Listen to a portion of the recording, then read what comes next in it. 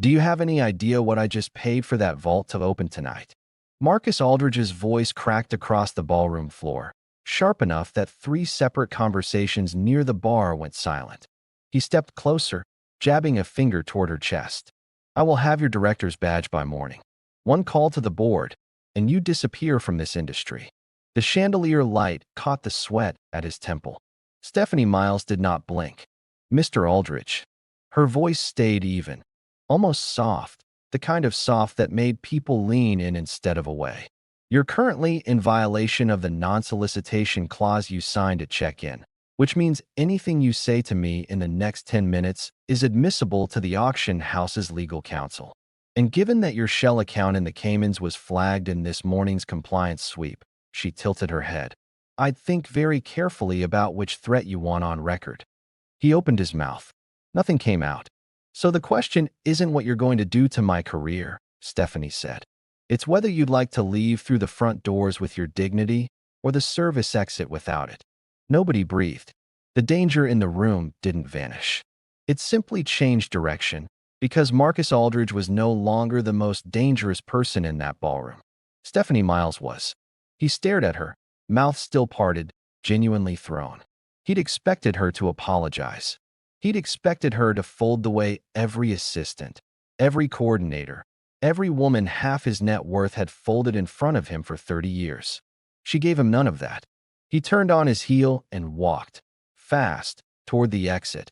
And the second he cleared the doorway, the ballroom exhaled into its usual roar of small talk and champagne.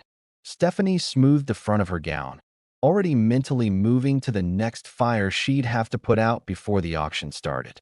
She didn't notice the silence spreading behind her, not the chatter silence of gossip, but the deliberate, watchful silence of three men who had just seen something they hadn't expected. She turned and found them already looking at her. Three men, unmistakably powerful, the kind of powerful that doesn't announce itself with volume. It announces itself with how much space a room gives you without being asked. She recognized two of the faces from finance dailies. The third she'd only seen in a single grainy photo, taken from a distance, captioned reclusive. The tall one with dark, wavy hair stepped forward first, unhurried, a faint smile already curling at one corner of his mouth. The smile of a man who'd just watched something rare happen and intended to enjoy whatever happened next. He reached into his jacket, pulled out a checkbook, and signed his name to a blank line before she could say a word. He held it out to her between two fingers. I'd like to place an advance bid, he said. Stephanie didn't take it. On what lot? His smile sharpened into something almost dangerous. The architect of this entire evening. Behind him, the second man, broad-shouldered, unsmiling, his eyes never leaving her, said nothing at all. He didn't need to. The third, silver-haired and unbothered, simply checked his watch. As if her answer was already a foregone conclusion, he was merely waiting to collect. Stephanie looked between the three of them, the check still hovering in the air, and felt the first real chill of the night. This gala was never about the art. Before you keep listening, do me a quick favor. If you're getting hooked on this story, tap that like button. And if you want more stories that'll have you on the edge of your seat, hit subscribe. Trust me, you won't regret it. The check was still folded in her clutch an hour later, and Stephanie hated that she hadn't thrown it away. She'd excused herself from the three men with the kind of smile she used on difficult clients. Warm enough to be polite, cool enough to end the conversation, and retreated to the small office behind the ballroom's east wall that the plaza had given her for the night. Event binders covered the desk. A floor plan. A guest manifest with little red flags next to the names that mattered. And underneath all of it, the contract she'd signed 8 months ago with a donor she'd never actually met. The Halcyon Trust. She'd run the name a dozen times during planning and gotten nothing but a registered agent in Delaware and a law firm that billed by the hour and answered nothing. At the time, she'd told herself it didn't matter. Anonymous philanthropy wasn't unusual in this world. Old money liked staying old and quiet. But old money didn't usually insist on this many specifics. She pulled the contract again, scanning clauses she'd skimmed the first time because they'd seemed like ordinary venue logistics. All entrances and exits to remain under event security control for the duration of the gala. No early departures permitted for VIP tier ticket holders without written authorization from the trust's representative on-site. She flipped a page. Centerpiece artifact display must remain in the main ballroom at all times. No satellite viewing rooms permitted. Another page. Event director must remain on premises and reachable for the full duration of the engagement, including post-auction wrap-up.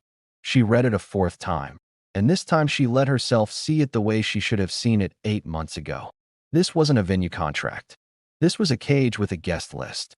Every clause that had seemed like an overcautious donor protecting their investment was lined up together, a perimeter. No one left without permission.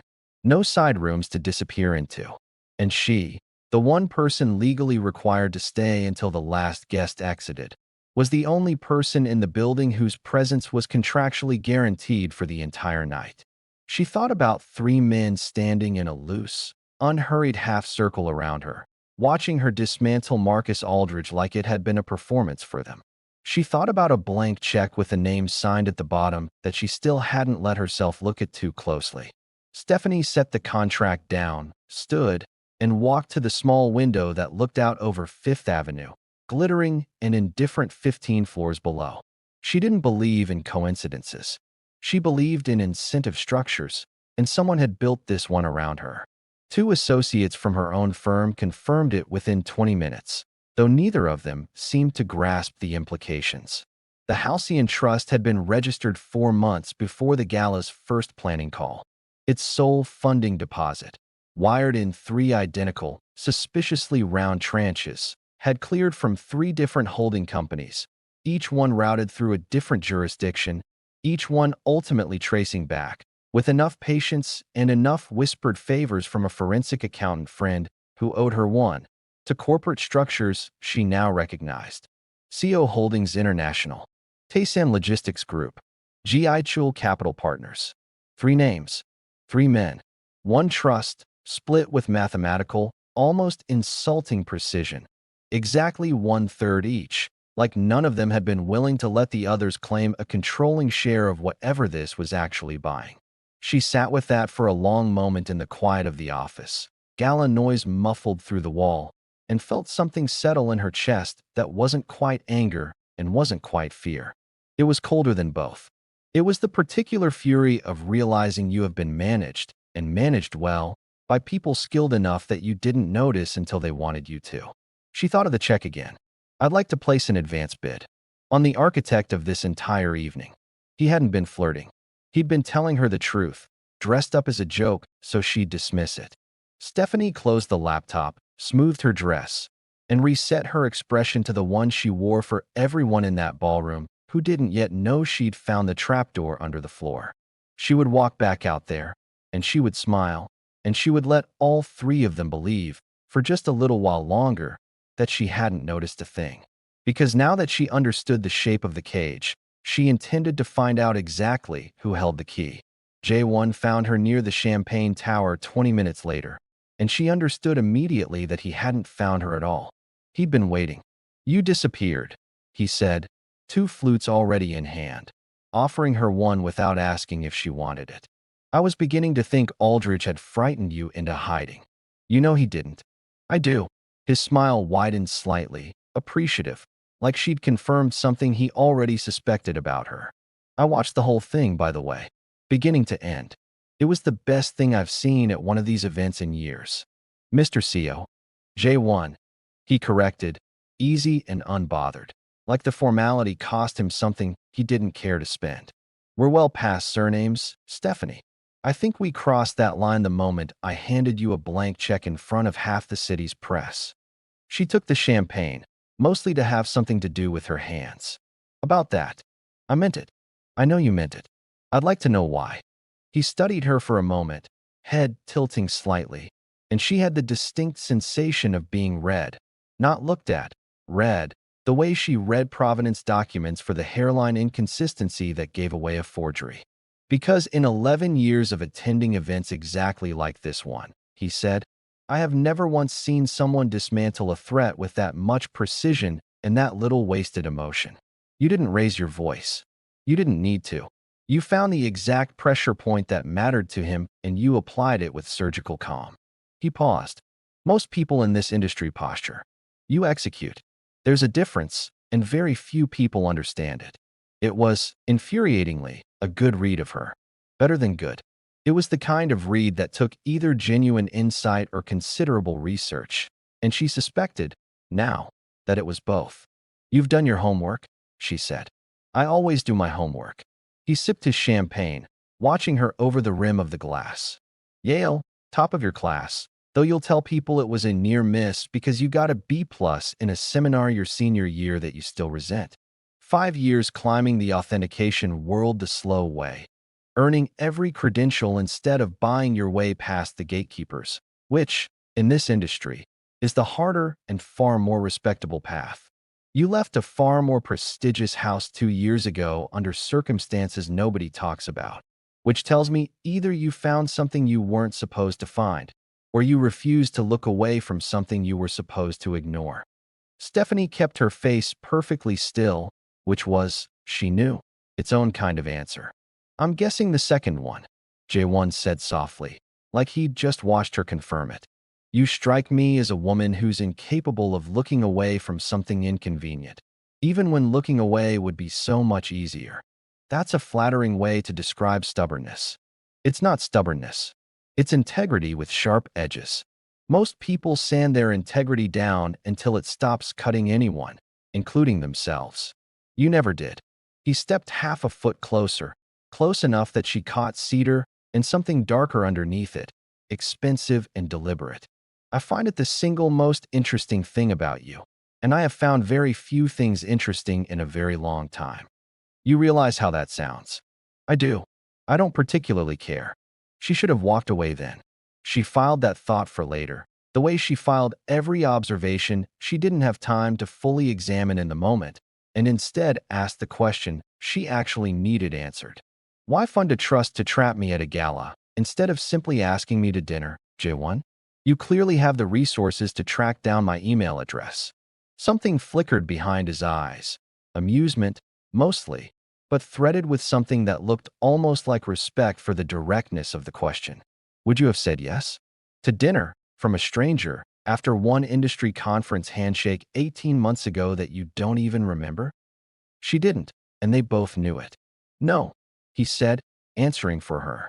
You would have done exactly what you do, politely declined, filed me under persistent investor, and moved on with your evening. I needed a setting where you couldn't simply decline, where the stakes were professional enough that you'd stay, and high enough that you'd show me who you actually are under pressure, instead of the rehearsed version you give strangers at conferences. So you manufactured a multi-million-dollar gala just to watch me work. I manufactured a multi-million-dollar gala, he said, because watching you work convinced me of something a handshake never could have, that you are worth fighting for. And I don't share well, Stephanie, which is unfortunate, because I am aware I am not the only one in this room who feels that way. He let that settle, watching her absorb it, and then inclined his head with the faintest, knowing smile. The look of a man who'd just shown her one card and was confident he still held the better hand.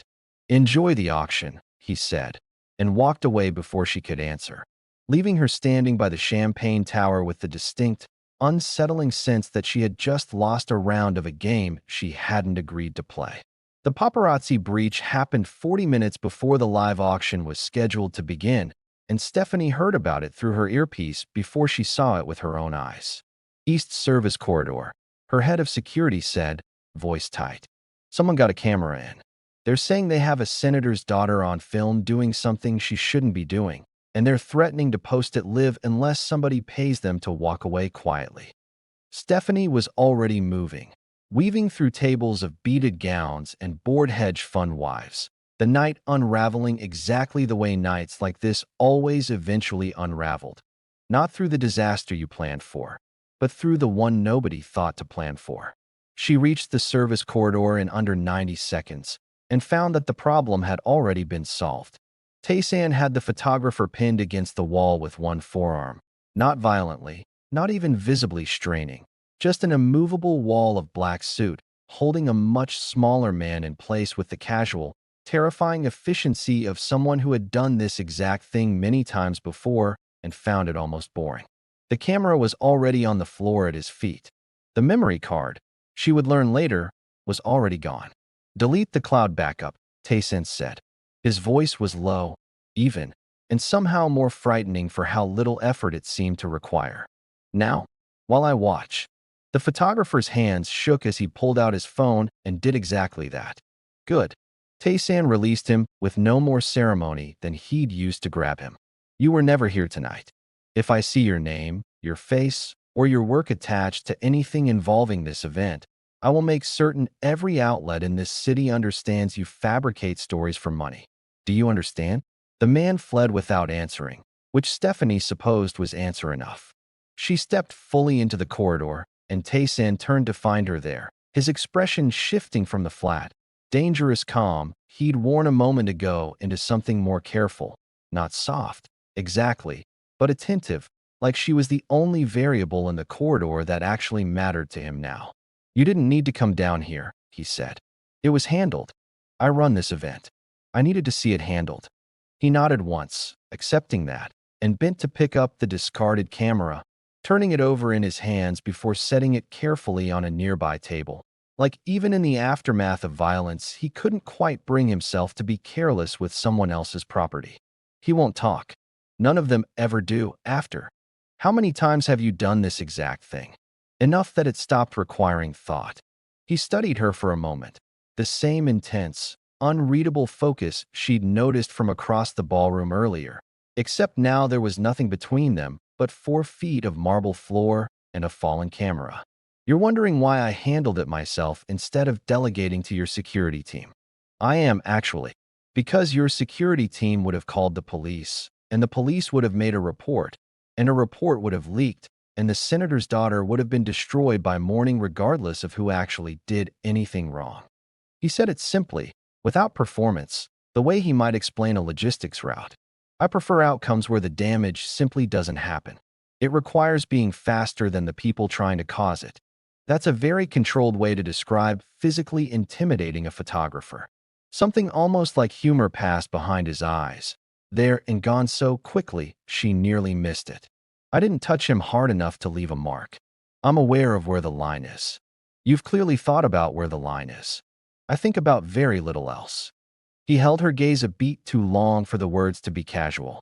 Most people in your position would have screamed for actual security and stayed safely upstairs. You ran toward the problem in heels. It's my event. It's not just that. He took a half step closer, and she registered, distantly, that she didn't feel the impulse to step back the way she logically should have. You don't trust anyone else to handle things correctly. You'd rather take the risk yourself than hand it to someone who might fail you. The observation landed harder than she wanted it to, mostly because it was true, and she'd never said it out loud to anyone, let alone a man she'd met for the first time 2 hours earlier. That's a significant assumption to make about a stranger, she said. It's not an assumption. His voice dropped, quieter, rougher around the edges than before. It's a recognition. I do the same thing, for the same reason. I learned a long time ago that the only failures I can live with are my own. He paused. You strike me as someone who learned that lesson the same way I did. The hard way, alone, with no one to catch you when it happened. She didn't answer that, because there was nothing safe to say to it, and he seemed to understand that her silence was its own kind of confirmation, because he didn't push.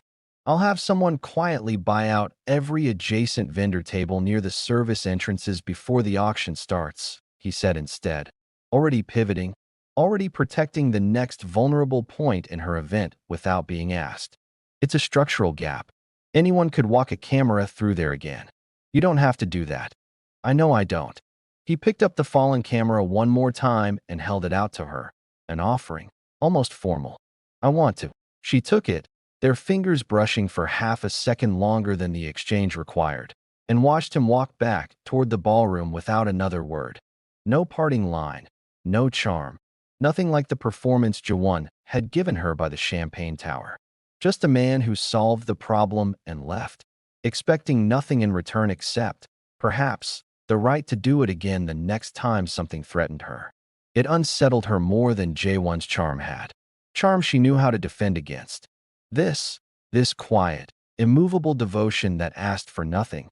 She had no defense built for it all. Ji Chul's summons came in the form of a folded note delivered by a server with white gloves, 20 minutes before the auction was scheduled to begin, when she had the least possible time to spare for it. The private balcony, North Terrace. 5 minutes. You'll want to hear this before you go back in that room. She should have ignored it. She had a live auction starting. A centerpiece artifact to confirm was secure. 2 billionaires already circling her with intentions she was still trying to fully name. She went anyway, because some instinct she'd learned to trust over years of authenticating objects other people swore were genuine told her that whatever Ji Chul wanted to say, she needed to hear it before the auction, not after. He was waiting on the terrace with his back to the city skyline, hands in his pockets, silver hair catching the ambient light from the ballroom windows behind him. He didn't turn when she stepped out, which she suspected was deliberate, a small demonstration of how unbothered he was by the possibility she might not have come at all. "You found the trust," he said, still facing the skyline. "Not a question. How do you know that?" "Because I would have, in your position, within the first hour of the gala starting. You're more careful than I am. It took you slightly longer." He finally turned, and his expression was exactly what she remembered from across the ballroom. Analytical, composed, faintly amused in a way that suggested he found the entire situation less romantic than purely, intellectually satisfying. CO Holdings, Taesan Logistics, Ji Chul Capital. Equal thirds. Very tidy. None of us trusted the others with a controlling share. You're confirming it. Just like that. There's no strategic value in denying something you've already proven. He shrugged, the gesture economical, almost bored. I find half-truths inefficient. I'd rather tell you exactly what's happening and let you decide what to do with the information, because I think you're intelligent enough that lying to you would only delay the inevitable and waste both our time. And what is happening exactly? You're being acquired. He said it flatly, without apology, watching her reaction with the same unblinking focus he probably applied to a balance sheet. Not your body. Not even, primarily, your hand, though I understand that's the headline version J1 would prefer. Your mind. Your judgment. Your particular, very rare ability to look at something everyone else has already authenticated and find the one detail that proves them wrong.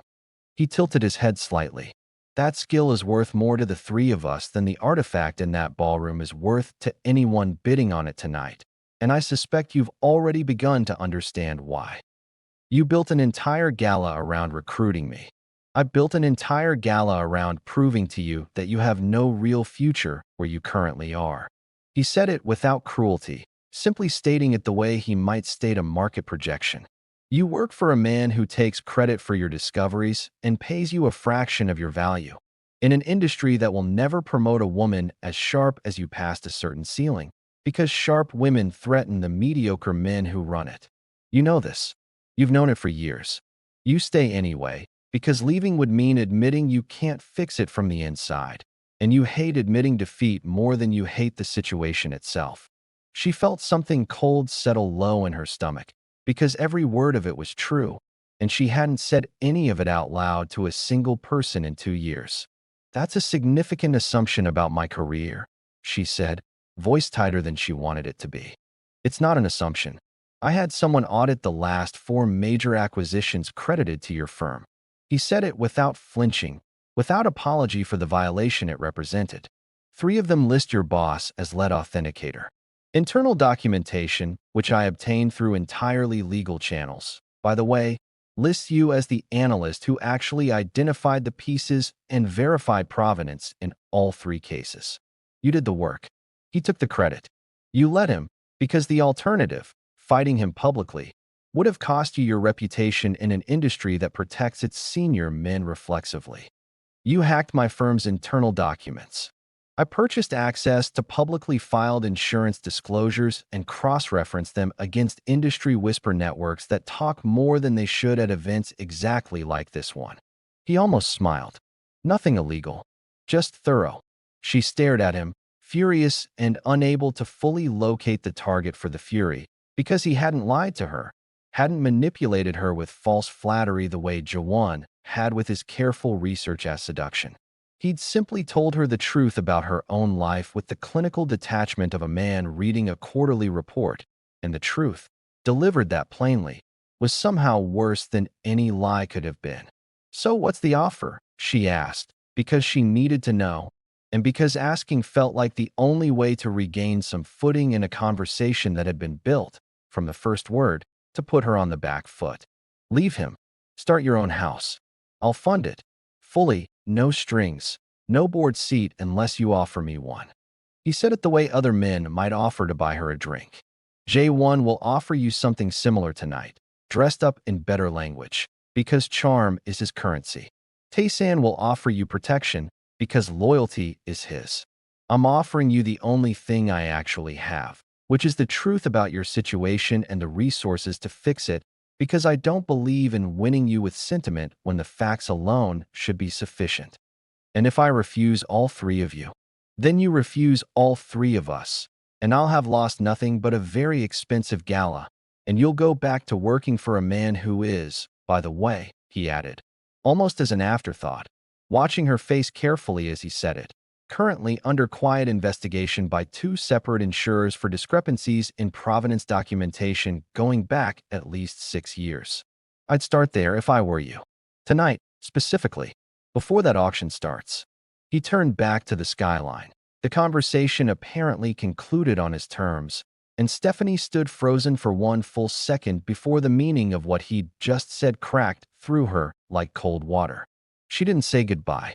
She turned and walked back into the ballroom at a pace just shy of running, her mind already moving toward the provenance file room behind the main floor, because if Jiaichul was right, and she had a sick, certain feeling that he was, that everything about this night had been built on him being meticulously, infuriatingly right, then she had perhaps 20 minutes to find whatever her boss had buried before 300 guests watched her stand on a stage and authenticate a lie.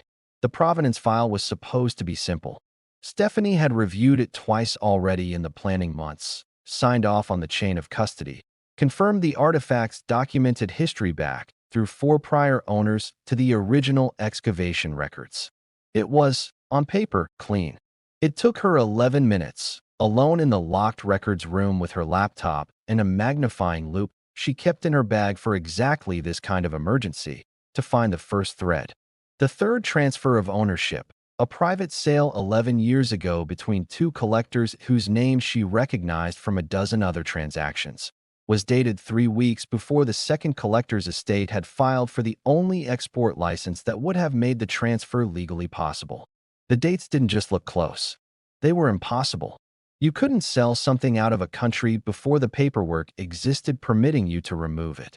She pulled the original scanned documents instead of the typed summary her boss had approved, and found the second thread almost immediately once she knew to look for it. The signature on the export license and the signature on the transfer agreement, supposedly written 3 weeks apart by the same notary, didn't match. Not subtly, not in a way a casual observer would catch. But she wasn't a casual observer, and she'd spent 5 years training her eye specifically to catch this exact kind of inconsistency. The pressure variance in a pen stroke, the half-degree difference in letter slant that meant 2 different hands, 2 different days, 2 different truths stitched together to look like one continuous, legitimate history. The provenance had been forged. Not recently, and not clumsily. Whoever had done it understood exactly how convincing a forgery needed to be to survive a typical review. But she wasn't doing a typical review anymore. She sat back in the chair, pulsed loud in her own ears, and made herself think instead of panic.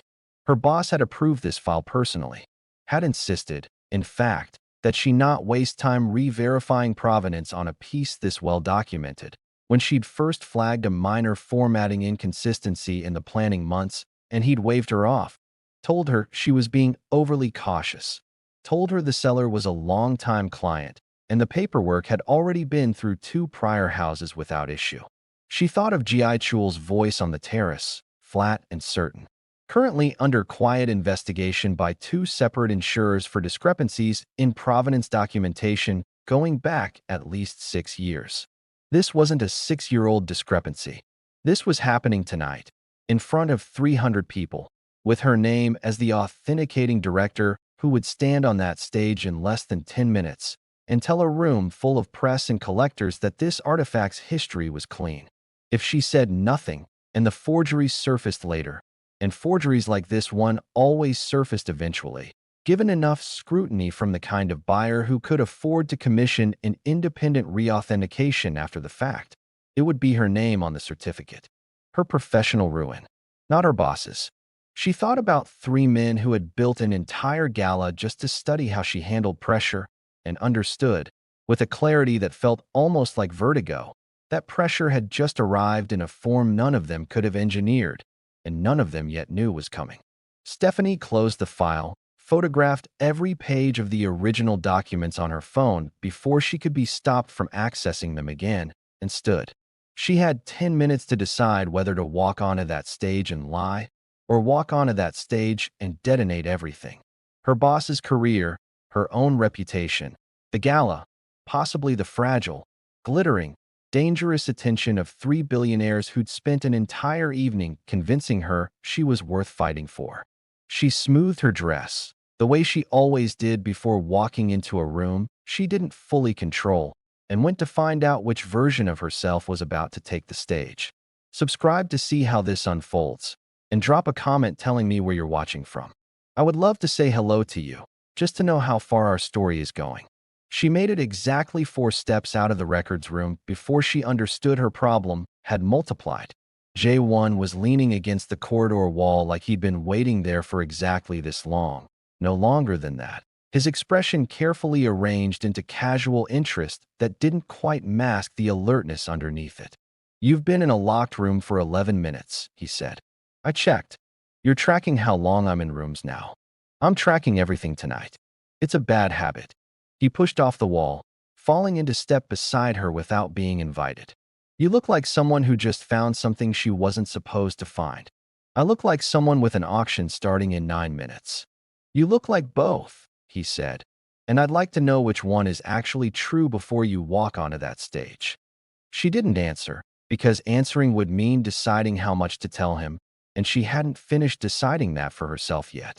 They turned the corner toward the ballroom's back hallway and nearly collided with Tae-san, who was standing exactly where the corridor split, arms crossed, looking like he'd been positioned there by some higher authority specifically to intercept anyone moving in this direction. "The records room," Tae-san said, not a question, his eyes moving from her face to the phone still clutched in her hand. "What did you find? How do you know I was in the records room?" "Because I had someone watching that hallway the moment Ji-chul pulled you onto the terrace." He said it without apology, the same flat practicality he'd used with the photographer. "I assumed if he told you something worth acting on, you'd go looking for proof. You always go looking for proof. It's the most predictable thing about you, and I mean that as a compliment. You're having me followed.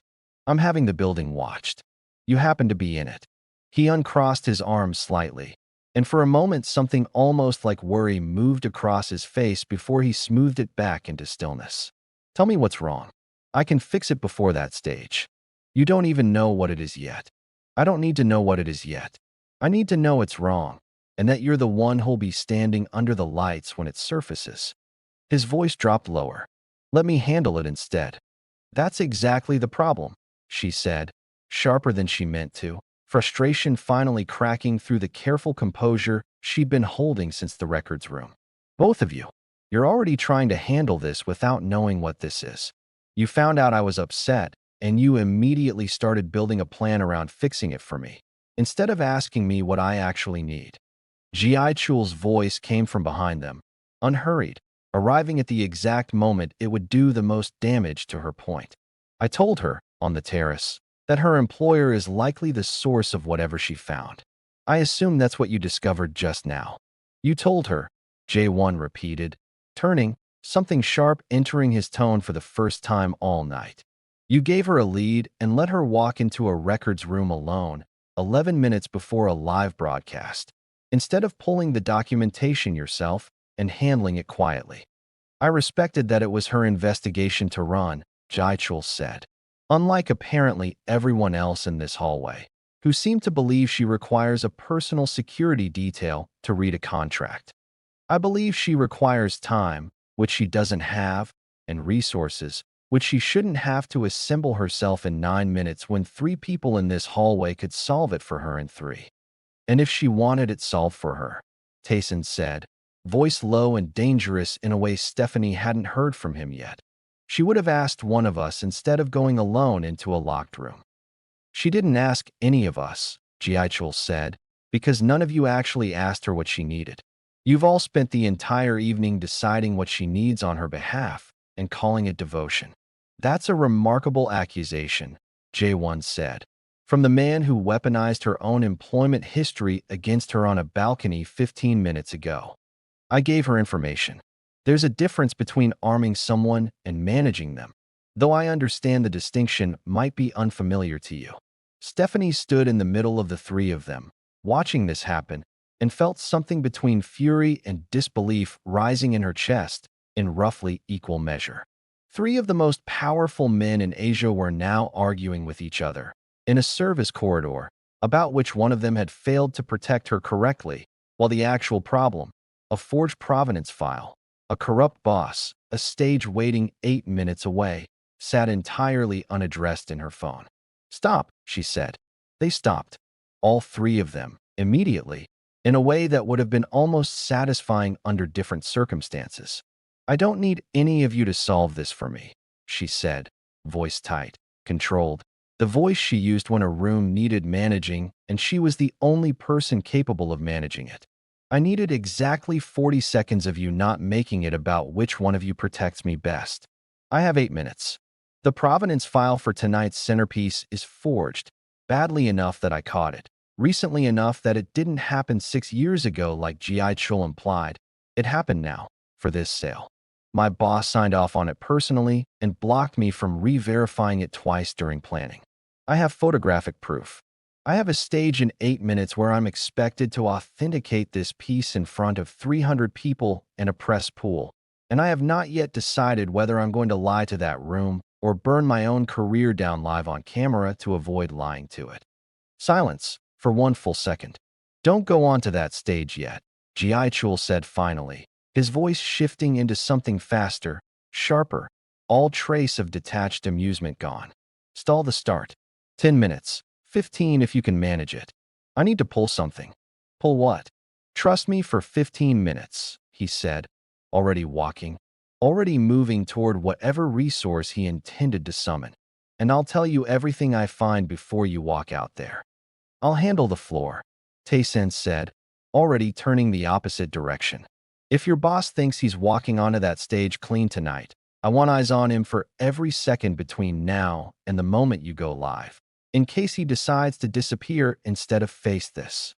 I'll buy you time with the press table, J1 said, and for once there was no performance in his voice at all, just plain, unvarnished urgency. I know exactly which 3 reporters in that room would run with a delay story if I feed them something more interesting to chase for 10 minutes. Go. I'll handle the room. And then, astonishingly, all 3 of them moved, in 3 different directions, toward 3 different problems, without a single further word of negotiation between them, like the argument in the hallway had never happened at all, like the moment she'd actually told them what she needed had been the only command any of them required. Stephanie stood alone in the corridor for 1 disorienting second, watching 3 of the most dangerous men in the city scatter to solve her problem on her terms instead of theirs, and felt, for the first time all night, something dangerously close to hope. The stall worked. Barely. J1 fed 2 reporters a manufactured rumor about a surprise late addition to the auction docket, vague enough to be unverifiable and tantalizing enough that they spent the next 12 minutes huddled together speculating instead of watching the clock. Tycoon positioned himself directly behind her boss's table without ever appearing to be doing anything other than admiring the room, close enough that the older man's hands had visibly started shaking around his champagne glass. And Jiaichul disappeared entirely. which terrified her more than anything, until he reappeared at the records room door 6 minutes later with a folder under his arm and an expression she hadn't seen on him yet. Something almost like satisfaction wearing the mask of fury. "Your boss has a second set of provenance documents," he said, pulling her into the records room and closing the door. "The real ones. He kept them, which is either arrogance or insurance, possibly both. My forensic accountant has had eyes on his offshore accounts for the last 40 minutes. I had her standing by before you even told me what you found, because I assumed something like this was the shape of the threat the moment I said the word investigation out loud to you on that terrace. He's been laundering acquisition funds through inflated provenance fees for at least 6 years, exactly as I suspected, and tonight's piece was supposed to be the largest single payout of the scheme. The forged documents weren't an accident. They were necessary, because the real provenance trail would have shown the piece changing hands for a fraction of what he's about to claim it's worth at auction tonight. You found all of that in 6 minutes. I found most of it weeks ago, when I first started looking into whether you'd make a good investment," he said, with no apology at all for the bluntness of the word. "I simply didn't have proof strong enough to act on until tonight gave me a reason to push harder. The threat made everyone careless, including him." She took the folder, hands not quite steady, and understood with sudden, cold clarity that the 3 men circling her all night hadn't just been competing for her attention. They'd each, in their own register, charm, protection, calculation, been quietly building a case against the exact threat that had just tried to destroy her, weeks before she'd known it existed. "The auction starts in 2 minutes, she said. "Then I go authenticate something," Jiaichul said. True this time. She walked onto that stage with the real provenance file in one hand and a microphone in the other, and for one suspended second, looking out over 300 faces glittering under chandelier light, she let herself feel the full weight of what she was about to do. Then she did it anyway. "Before we open the bidding," she said, voice carrying clean and steady across the ballroom, "I need to correct an error in tonight's catalog documentation."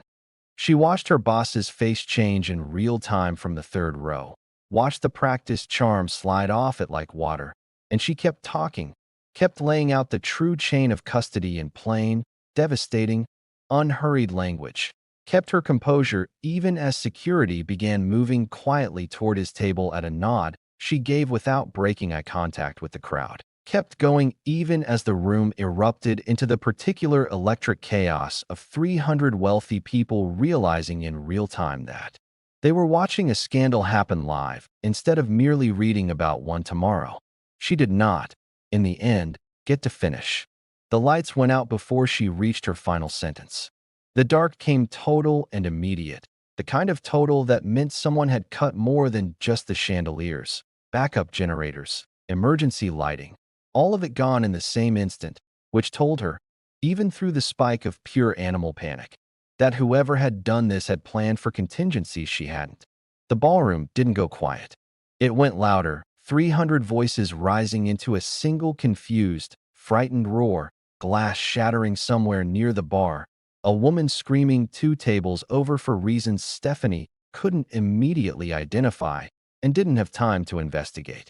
She heard footsteps moving with purpose through the chaos, too coordinated to be panic, too fast to be guests. Somewhere near the display pedestal where the centerpiece artifact sat under glass, she heard the distinct, mechanical click of a case being forced. They were taking it. Right now? In the dark, she'd just handed them by destroying the room's attention with her own announcement. Her phone screen lit the small space around her, the only light she had, and in the 3 seconds it took her eyes to adjust, she felt a hand close around her arm. Firm, certain, instantly identifiable even in total darkness by the particular controlled strength of the grip. "It's me," Tycoon said, close to her ear, voice low and absolutely level despite the screaming chaos around them. "Don't move yet." 3 of them, moving toward the loading dock side. They're using the blackout as cover, which means they planned this around tonight specifically. "The artifact." "I know. I'm already moving toward it. I need you to tell me what to do, not the other way around. You know this room better than I do, and you know what they're actually after." The admission startled her even through the panic. Tae-san, who solved problems by simply removing himself between her and the threat, asking for direction instead of simply acting. She forced her mind into the cold, clear place she went when authenticating something under pressure, the place where panic became useless and precision became everything. The real artifacts in a reinforced case bolted to the pedestal, she said, fast, certain. It takes 90 seconds minimum to force that lock without the right tool, which means whatever they grabbed in the dark in under 30 seconds was a decoy I had installed as a security measure 2 weeks ago, in case exactly this happened. The real piece is still in a vault 2 floors down. They don't know that yet, but they will, the second they get whatever they grabbed under better light and realize it's a flawless forgery. So we have a head start. A small one. They'll have a getaway route already planned for the loading dock, and once they realize they grabbed a fake, they'll either try to come back for the real one or disappear entirely and let the Gala believe the swap actually happened, which destroys my reputation just as completely either way. Her phone buzzed in her hand. A single text, no name attached, but she didn't need one. Press feeds going dark in 4 minutes regardless of what happens in that ballroom. Say the word. J1. Another buzz, immediately after. Syndicate getaway accounts identified. I can freeze them the second you confirm theft in progress. Confirm. Gi Chul. She stood in the dark, phone glowing against her palm, Tae-san's hand still steady on her arm waiting for direction, and understood with absolute clarity that this was the moment Ji Chul had warned her about on the terrace without either of them realizing it yet. The moment their obsession with her, all of it, the charm and the protection and the calculation, stopped being a cage built to trap her and became, instead, the single largest weapon she'd ever had access to in her life. She had a choice. She could handle this alone, the way she'd handled everything alone for 2 years, refuse the resources standing right in front of her out of some last, stubborn instinct toward independence that had kept her safe, but had also kept her small. Or she could trust them. All three. At once. On her terms. She typed 2 words back to both men simultaneously, thumbs steady despite the chaos roaring around her. Confirmed. Move. What happened next took 4 minutes, and Stephanie would spend the rest of her life slightly in awe of how completely those 4 minutes rewired everything she believed about what power was actually for. J1's media conglomerate killed every press livestream feeding out of the ballroom within 90 seconds of her text, not through some abstract corporate maneuver, but through a single phone call to a control room she would later learn he owned 3 subsidiaries deep, freezing the story before a single image of the chaos reached the outside world. No footage of a black woman's reputation collapsing in real time. No footage of a ballroom in the dark. Nothing for the syndicate to leverage. Nothing for tomorrow's headlines except whatever story Stephanie chose to give them once the lights came back on. Gi Chul's call took 4 minutes and froze 11 separate accounts across 6 jurisdictions. The syndicate's entire getaway infrastructure rendered instantly, permanently useless the moment his forensic accountant, the same one who'd already torn apart her boss's offshore network, flagged the wire transfers mid-transaction and locked them with authority Stephanie didn't fully understand and didn't have time to ask about. Money that had been built to disappear in under 5 minutes simply stopped moving, trapped in digital amber, traceable to every account holder the second anyone bothered to look. And Tae-san, with Stephanie's directions in his earpiece relayed through a security radio he'd commandeered from her own team in the first 30 seconds of the blackout, moved through the dark service corridors toward the loading dock with the same brutal, unhurried efficiency he'd used on the photographer hours earlier, except this time there was nothing restrained about it at all. She heard it more than saw it, crouched near the stage with emergency lighting finally flickering weakly back to life. The sound of a struggle, short and decisive. 3 men's voices rising into panic and then abruptly going quiet. The distinct, satisfying clang of the real artifact's reinforced case being set down hard on concrete. Secured. Tae-san's voice came through the radio, breathing slightly harder than usual, but otherwise unshaken. 3 in custody. The real piece never left the building. They're going to want to talk to your boss before the police get here, by the way. He's the one who told them which case was the decoy. Stephanie closed her eyes for exactly 1 second, standing in a ballroom of flickering emergency light and 300 terrified guests, surrounded by the wreckage of a night that had nearly destroyed her in every direction at once, and let herself feel something she hadn't let herself feel in 2 years. Not relief, exactly. Vindication. The full lights came back 11 minutes after they'd gone out, and Stephanie walked back onto that stage into a ballroom, still buzzing with confusion, fear, and the particular electric hunger of an audience that knew it had just witnessed the beginning of a story and desperately wanted the ending. She gave them one. As you may have noticed, she said, voice carrying clear and absolutely level across a room that had gone, for the first time all night, completely and genuinely silent. Tonight's gala has been more eventful than advertised. A ripple of nervous, relieved laughter moved through the crowd, and she let it pass before continuing. I want to address what happened directly, because every person in this room deserves the truth, and frankly, so does the press currently waiting outside those doors. She glanced once, deliberately, toward her boss's table, where two of Taysan's security men now stood at either shoulder, not quite restraining him, not quite not. Tonight's centerpiece artifact was swapped for a forgery during the blackout, in an attempt orchestrated by a forgery syndicate working in direct coordination with someone inside this house. That someone is the man who has served as my employer, my mentor, and, I believed, until 11 minutes ago, a person of basic professional integrity for the last 6 years. She let that land. She watched him try to stand, watched Taysan's man's hand settle on his shoulder with exactly enough pressure to keep him seated. The real artifact's provenance, which I corrected before the blackout began, revealed a forged chain of custody dating back to a sale 11 years ago. That forgery wasn't a historical accident discovered after the fact. It was constructed deliberately, recently, to obscure 6 years of embezzled acquisition funds laundered through inflated provenance fees on dozens of sales just like this one. Her voice didn't waver. I have the documentation. I have the financial trail. And as of 11 minutes ago, so do federal investigators, who I expect will be considerably more interested in tonight's events than any of us anticipated when we arrived. The room had gone past silent into something closer to reverent. 300 of the wealthiest, most cynical people in New York, and not one of them looked away from her. The real artifact has been recovered, fully authenticated, and verified clean, she continued. Its true provenance is, in fact, more remarkable than the falsified version, a detail I'll be delighted to walk any serious bidder through personally, because unlike some people in this room, I don't need to lie about an object's history to make it valuable. She paused, let the smallest, sharpest smile show. So, shall we resume the auction? Properly this time. The applause that followed wasn't polite.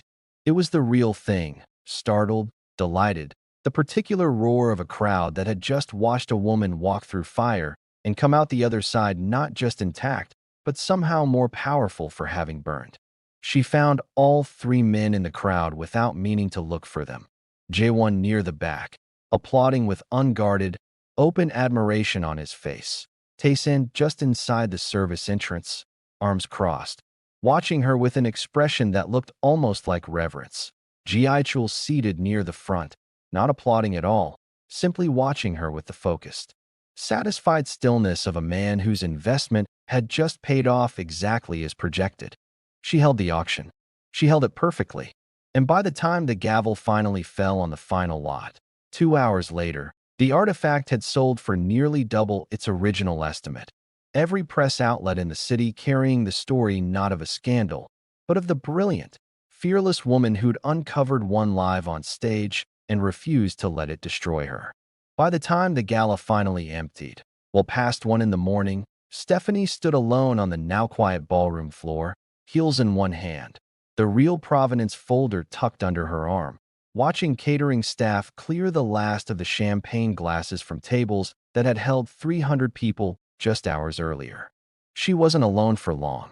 The 3 of them approached from 3 different directions, the way they seemed to do everything, converging on her in the center of the empty room like the night's gravity had simply decided, finally, to let them all arrive at the same point at the same time.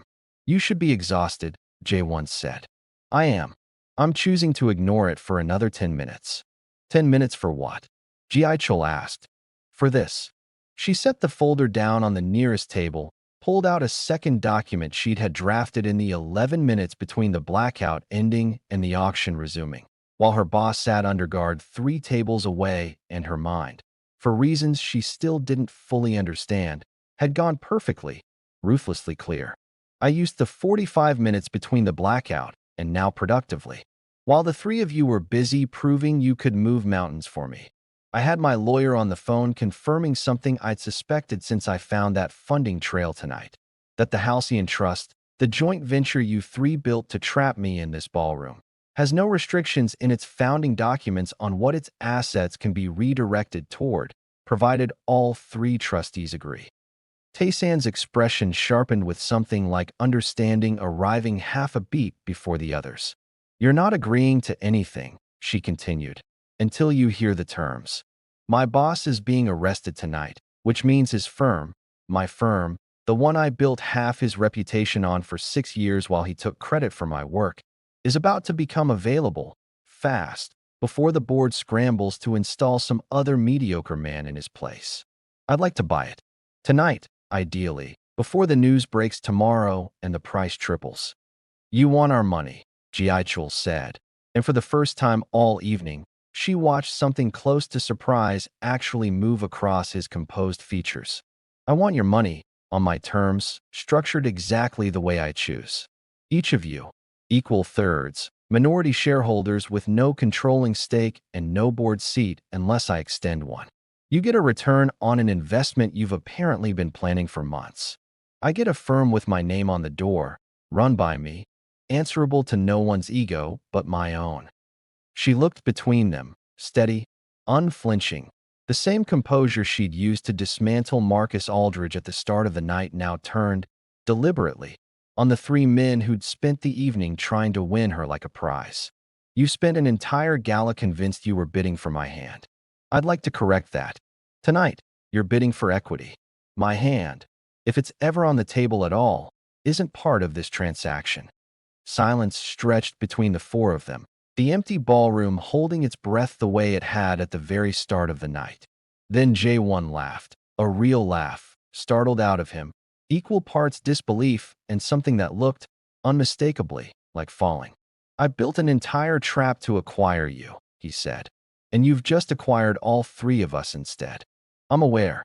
I find this, Ji Chul said slowly, considerably more interesting than the original plan. I'm in, Tayson said, without hesitation, without negotiation, the same way he'd handled the photographer and the loading dock and every problem all night. Decide once.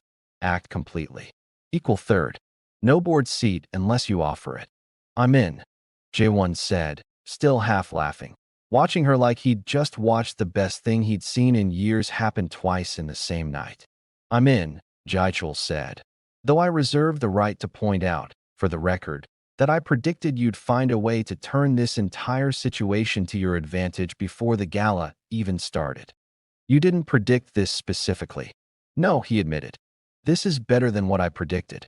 She allowed herself, finally, the smallest real smile of the night.